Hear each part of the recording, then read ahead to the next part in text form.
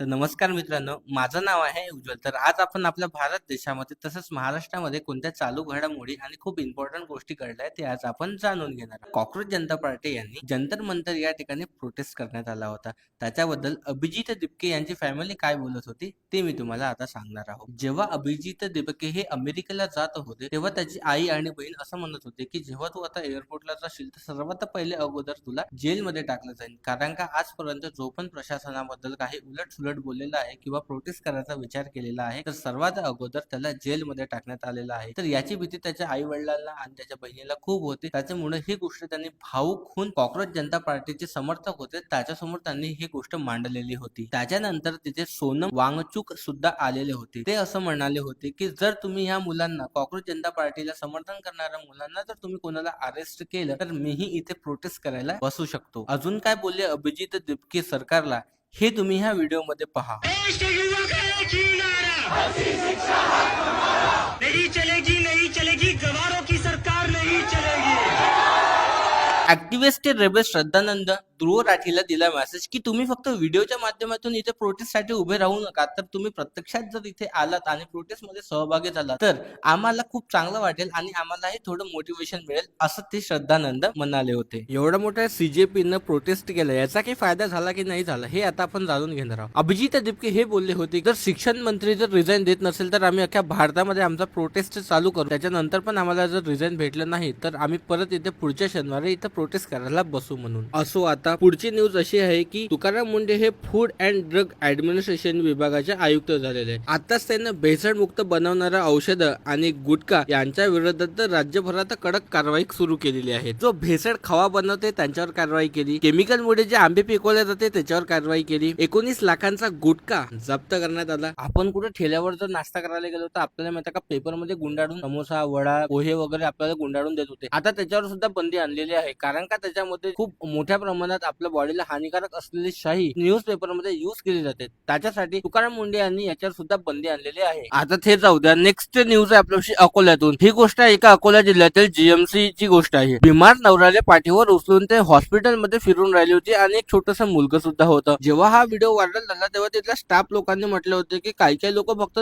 नाव खराब करण्यासाठी तिथे येतात म्हणून. काय यार भाई, तुम्ही काही बोलता. अरे यार, ते भाई आदिवासी समाजातून येत होती, तिथे नाही समजत होतं एवढं. जीएमसीच्या डीन संजय सोनोने म्हटलं की ह्या घटनेची मी थोडीशी जांच पडताळ करतो आणि करायला लावतो. तिथल्या स्टाफनं असं सांगितलं होतं का स्ट्रेचरची त्यांनी मागणीच केली होती नाही म्हणून. अरे भाई, तुम्ही लोक का वाट पाहता का हे स्ट्रेचर मागन बुवा, आम्ही त्याच्याबद्दल तिला स्ट्रेचर देईन म्हणून. तुमचं काम आहे की पेशंट दिसला तर स्ट्रेचर देणं, असं म्हणा. चला, नेक्स्ट न्यूज आहे आपल्यापाशी गडचिरोलीतून. मी तुम्हाला थोडासा याचा कॉन्टेक्स्ट समजून सांगतो नेमकं झालं काय होतं. आता गडचिरोलीमध्ये विमानतळ बांधायचा यांचा प्लॅन चालू होता आपल्या गव्हर्नमेंट महाराष्ट्र सरकारचा, आणि तिथल्या लोकांची जी शेती आहे ते अतिक्रमणाच्या द्वारे अधिकृत करणार होते आणि तिथे विमानतळ बांधणार होते आपल्या महाराष्ट्राला थोडस इकॉनॉमिकल ग्रोथ व्हावी यासाठी. पण शेतकऱ्यांपासून शेती घेणं हे कुठं ग्रोथ आहे? तिथल्या लोकांना थोडी तो विमान बसून तिकडे जाणार आहे, कारण का ते लोक तर गरीब लोक आहे ना. त्यांना जिल्हाधिकारी कार्यालयावर त्यानं आपला मोर्चा नेला आणि म्हटलं की आमच्या जमिनी घेऊ नका म्हणून. त्याच्यानंतर तिथल्या काही मंत्री लोकांना म्हटलं आता की बा ठीक आहे, आम्ही तुमच्या जमिनी घेत नाही, आम्ही आता मुख्यमंत्र्यांशी डिस्कस करतो आणि त्याच्यानंतर जे होईल बा आपण त्याच्यावर पाहू म्हणून. तर सध्या ते स्थगित झालेलं आहे काम. पुढे काय होते आपण पाहू. आपल्या देशासाठी खूप प्राऊडची गोष्ट आहे, कारण का आपल्या भारत देशाचा game hockey gold medal under 18 Asian cup 2026 मध्ये पोरांनी गोल्ड मेडल जिंकलेला आहे आणि पोरींना ब्रॉन्झ मेडल जिंकलेलं आहे. तर प्लीज यार, देशासाठी एक कॉंग्रॅच्युलेशन कमेंट बनतेच ना. तर हे आपलं प्रधानमंत्री श्री नरेंद्र मोदी यांनी त्यांच्या इंस्टाग्राम अकाउंटवर पोस्ट सुद्धा केलेलं आहे. आता मी तुम्हाला खूप शॉकिंग अशी गोष्ट सांगणार आहोत इंडिया आणि पाकिस्तान बद्दल. का पाकिस्तानचे माल आपल्या भारत देशामध्ये विकल्या जातात का?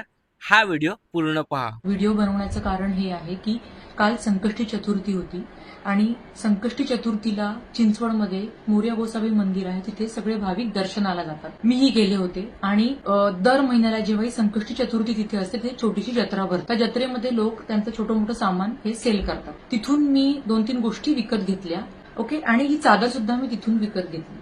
आता ही चादर दाखवण्याचं मागचं कारण हे आहे की आज ही चादर मी वॉश केली आणि वॉश झाल्यानंतर वाळत टाकताना मला हे इथे यांचं स्टिकर दिसलं, जे असं चिकटवलेलं होतं. हे बघा, हे जे दिसतंय ना फोल्ड, हे असं चिकटवलेलं होतं. मी हे असं ओपन केलं आणि वाचलं. तुम्ही पण वाचा. दिसते मेड इन पाकिस्तान.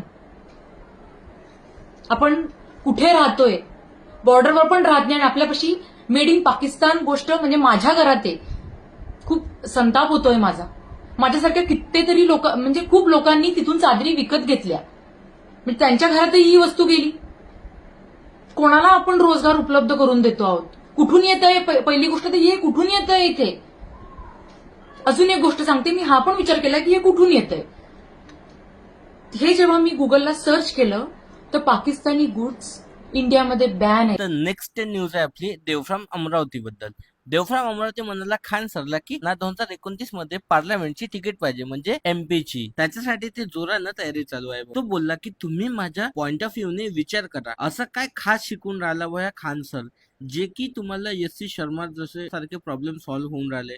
एवढं तर खास शिकून नाही राहिला. चला बा आपण त्याचं युट्यूब चेक करू. तर त्यांनी काहीतरी युट्यूबचे त्यांनी थंबनेल वगैरे चेक केले आणि त्याच्यावर असं सांगितलं की हे जे काही सर शिकवत आहे बा, हे सगळे एक 5वी ते 8वीच्या एनसीईआरटीच्या पुस्तकामध्ये तुम्हाला इझिली भेटून जाईल. आणि त्याच्यात बी बा मोस्ट ऑफ जे शिकवत आहे ते इराण आणि इस्रायलच्या युद्धाबद्दल त्यांनी मोस्ट ऑफ व्हिडिओ कव्हर केलेले आहे. म्हणून असं देवफ्राम अमरावती त्यांनी त्यांच्या व्हिडिओमध्ये बोललेले होते. आणि त्याच्यामध्ये वेगवेगळे ओपिनियन्स आहे की भाई तू फक्त थंबनेलवरून जज करू नकोस किंवा असं करू नको तसं करू नकोस. आणि त्याच्यावरून अजून की बा त्यांचे काम पण बघ, असं वेगवेगळे ओपिनियन त्या कमेंट बॉक्समध्ये मी वाचले तर मला दिसले होते. तर तुमचं काय ओपिनियन आहे हे तुम्ही कमेंट बॉक्समध्ये मला नक्की सांगा. प्रत्येकाचा पॉईंट ऑफ व्ह्यू वेगवेगळा असतो, सो आपण त्याला हेट नाही करू शकत. तर आजचा व्हिडिओ इथेच संपलेला आहे. तुम्हाला कसं वाटलं कमेंटमध्ये नक्की सांगा. हा माझा पहिल्यांदा नवीन व्हिडिओ बनवलेला आहे. कमेंटमध्ये नक्की सांगा व्हिडिओ कसा वाटला.